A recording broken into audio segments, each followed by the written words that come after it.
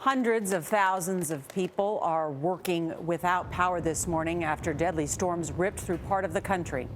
There it goes. 80-mile-an-hour winds toppled trees in upstate New York. Schools in the region are closed today. In the Midwest, more than 60-mile-an-hour gusts tore roofs from buildings and knocked over trees. Michelle Miller is in Detroit, Michigan, where strong winds fueled a deadly fire. Michelle, good morning.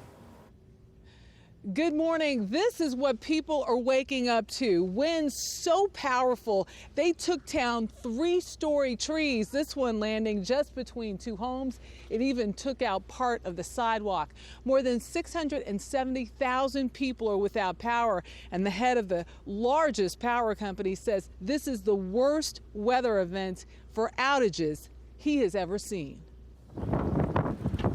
Winds whipped the Midwest Tuesday, blowing roofs off of buildings and ripping trees out of the ground.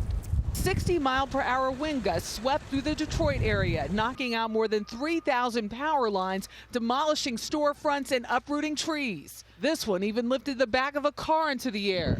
The winds fueled a fire that tore through a Detroit apartment building. 5 people died. 4 were hurt. We had people jumping out the windows in the back, and fire was being driven through the building by the wind. And so it was a horrendous fire to fight.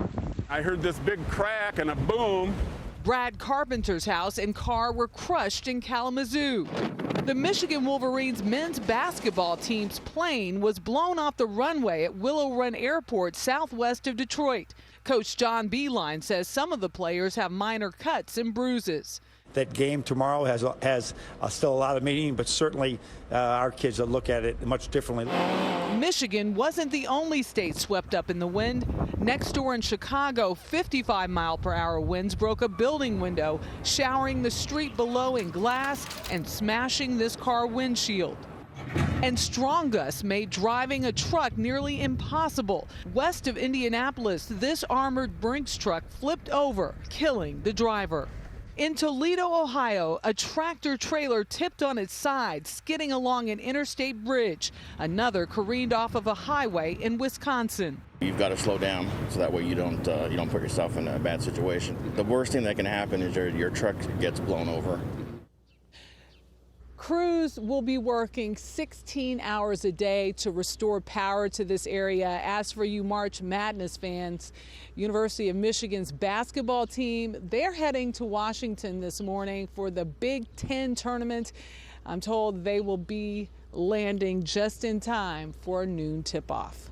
Wow. And we're glad they're all okay. Michelle Miller in Detroit. Thanks, Michelle.